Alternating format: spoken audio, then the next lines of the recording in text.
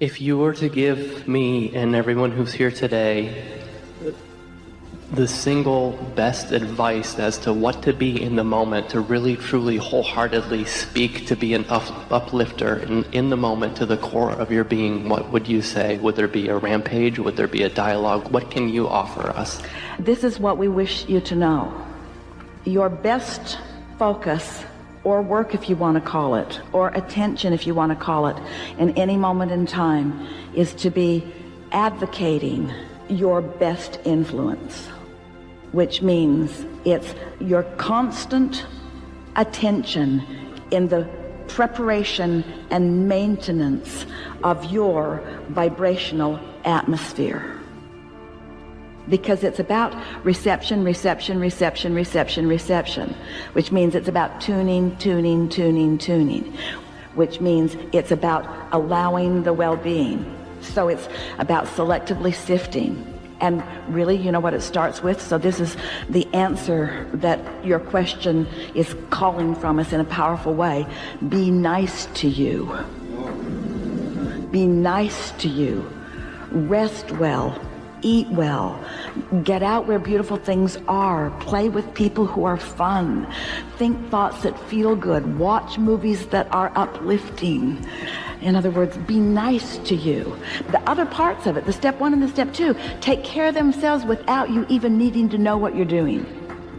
But step 3, that receptive mode, you got to tend to it, which means be nice to yourself and quiet your mind every now and again. But be nice to yourselves.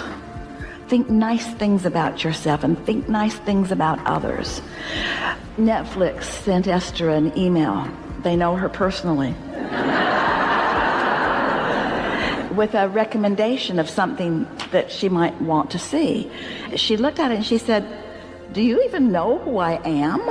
It was such an odd recommendation.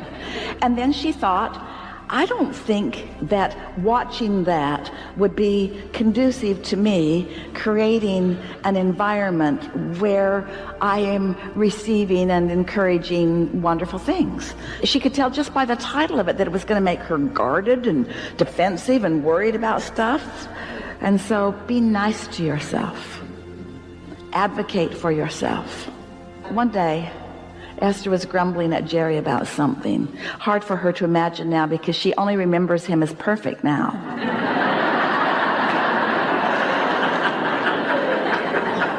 Change that past.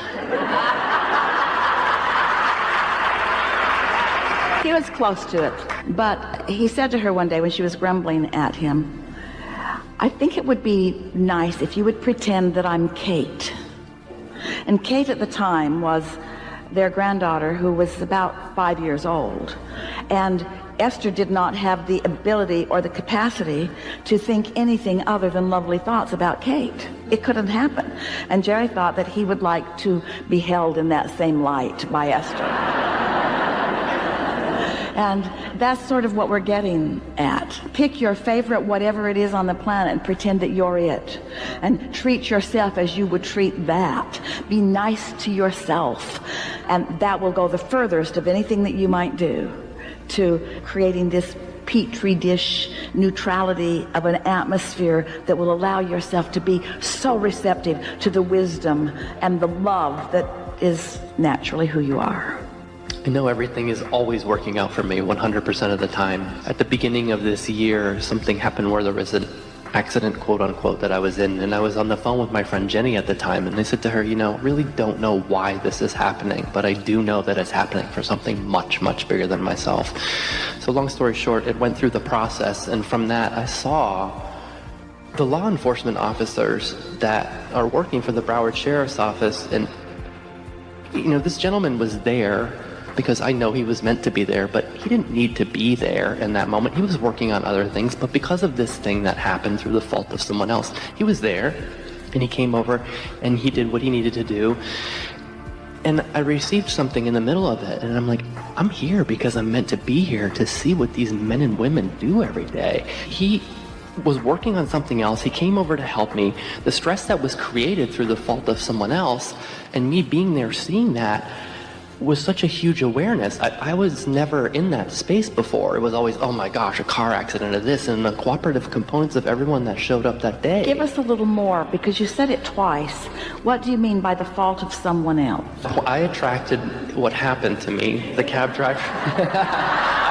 I take responsibility wholeheartedly. But what did you mean? You said it twice. What did you mean by the fault of someone else? So the cab driver reversed into me, and I got out of the car, and he tried to drive off. So the cab driver had an experience with a cooperative component that was me. Yes, 100%. We just want to play with that a little bit, because we're speaking right to where you're going. Co-creative moments happen.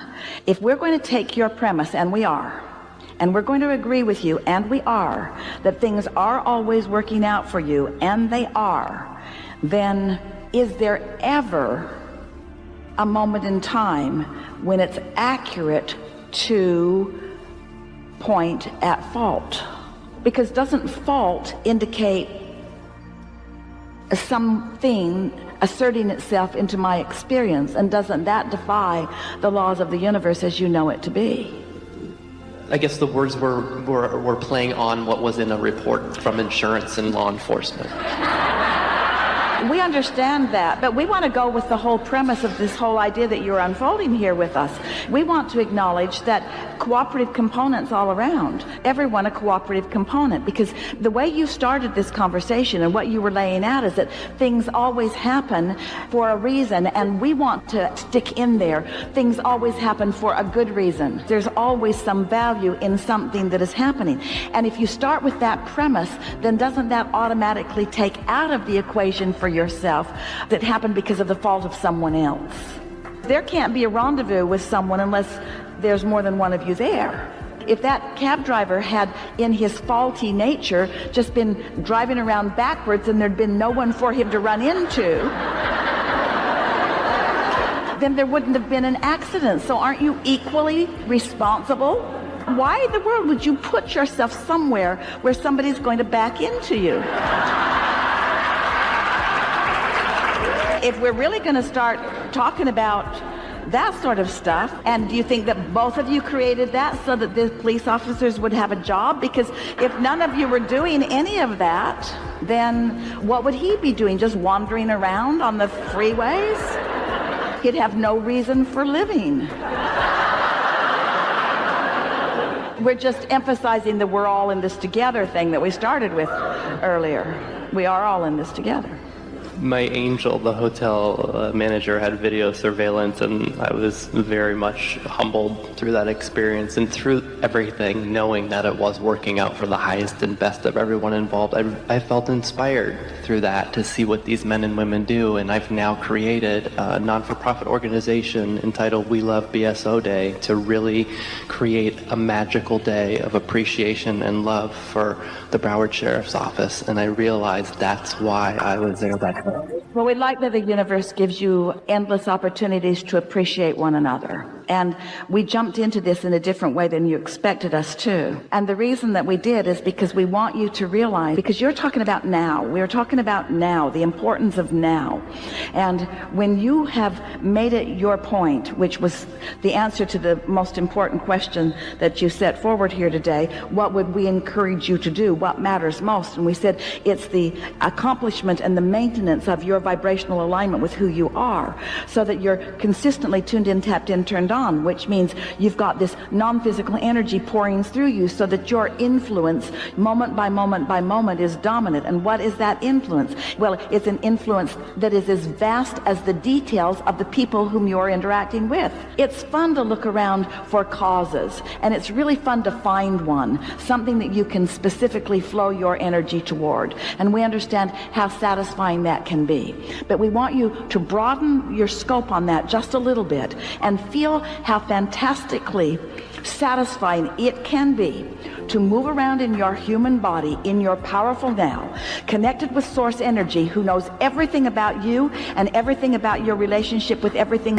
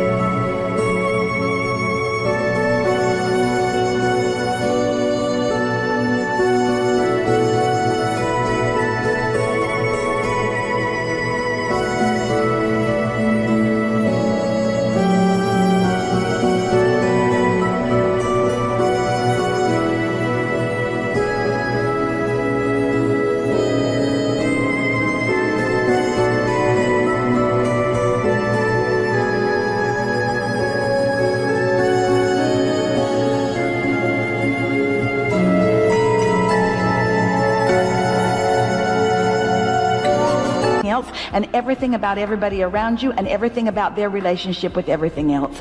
And you follow those feelings of inspiration for that constant state of upliftment that's being offered. That feeling of finding a cause and being able to focus toward it is the way your inner being feels about you all the time. You're always moving around. And do you know what the dominant intent of your inner being who shines through you is in every moment of every day? To influence those who are around you back to their natural state of well-being. And so just you being in that state of well-being is you answering your cause. You being in that open state, just a smile across a hallway to someone that, in other words, we're not for a moment suggesting that it isn't wonderful that you've set this thing in motion and that you've got this thing going. We just don't want you to underestimate the glances across the room or the comments just in the right place. When you've got source energy pouring through you, you are answering your call and promoting your cause every moment that you're moving through populations of people. It's so natural for you to feel good, and yet you're helping us to say something here that matters a lot. It's so natural to feel good, and yet it feels like you need a flag, and you need a cause, and you need a sign, and you need a day, and you need a monument. And we just want to say, we think it's a little wacky. That just natural well-being doesn't seem like it's enough. But it speaks to how people get away from that. Oh, I had this tuned in moment and these wonderful things happened. It was the weirdest thing, you say. And what we want to hear you say is, yeah, everything is always working out for me, and lots of different things are happening, but it's always working out for me. And most of all, I'm having way fun. Way. I love the idea of people taking time out of their lives to prove to themselves that if they're defined by the vision of the future, then they're not living by the memories of the past. And that's where the unknown exists. So many people, the unknown is a scary place. So they don't see that future because they're used to seeing that future with evidence, with their senses. And you have to be able to get beyond that and stay in the unknown, stay in that discomfort, and then in that moment, to begin to self-regulate. Like, oh, I'm starting to feel a little anxiety. Ooh, I'm starting to feel a little frustration. That's the defining moment where your body's going back to the past, because emotions are a record of the past. Or you go into routine again. So you catch yourself. It's a victory. And if you keep catching yourself, those victories add up. And it's not so much about your wealth or your health or your freedom or your new relationship. It's actually about who you become. And so overcoming the old self allows us to become somebody else. And there is that period of transition. Yeah. I call it the void, where there's just not a lot happening. And you just got to be able to keep going and continuously get to the end of your belief, where most people stop. I just had a fabulous conversation with someone this weekend. Broke through to the other side, and now there's so much magic happening around this person, but she's worthy now to receive it. And that is the key, because the universe only gives us what we think we're worthy of receiving. So we got to become initiated into this and understand it. Thousands of years of programming that says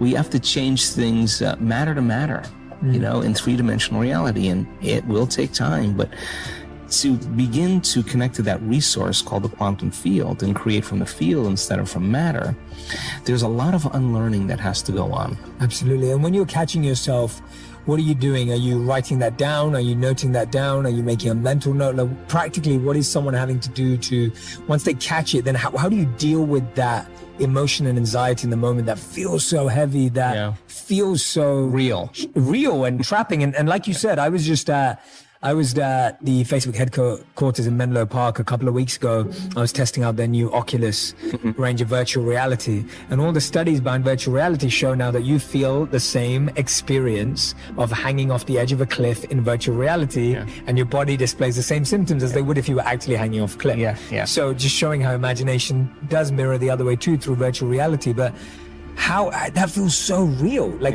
our body gets, when you're stepping out off the ledge, you're doing it as if it's reality. And so that anxiety feels so real. What do you do after catching it? What happens to that emotion? Well, just like anything else, Jay, I mean, it's just like in the golf ball, you get back into a bad habit again, You have to really begin to mentally rehearse. Like, so you ask yourself at the end of your day, I do this every day. How'd I do? How'd I do today, bro? How'd you do? Did you do good? Where'd you fall from grace? What was it that caused you to go unconscious for the rest of the day? Like, what was that moment? Now, if you're a student of life, you'll begin to contemplate, well, it was that person that said that thing, then I reacted, or I got this email, or things didn't go my way, and I started feeling angry or frustrated or fearful. The next time that happens, how could I evolve my experience? Now, you may have to search for some answers of the best model to build, or you may actually have a long contemplation and start to go, God, the next time that happens, I think I'm going to do this, or I'm going to do that, or I'm going to plan my behaviors. And the act of closing your eyes and rehearsing what you're going to do begins to install the neurological hardware in your brain to look like you already did it. Now the brain is no longer a record of the past. Now it's a map to the future. And if you keep installing that hardware, the hardware will become a software program, which means you'll just start acting like a happy person. Why? There's no magic there. You installed the circuitry. So that's more important than the news. Right. It's more important than answering any email or any text. It's more important than talking about your past or some dinner. If you can begin to just think about how you're going to do it differently, that's the building process neurologically already. So now you have to get conscious in order to do that. And it takes some time. That means you got to shut your cell phone off. You got to close your door. You got to take a break from everything out there and begin to practice. And so by experience then, you start noticing, oh, here it comes the frustration, or here comes the fear. And now we've given people the tools to be able to self-regulate, to create brain and heart coherence. And so you see people say, excuse me 1 minute, I just need a minute.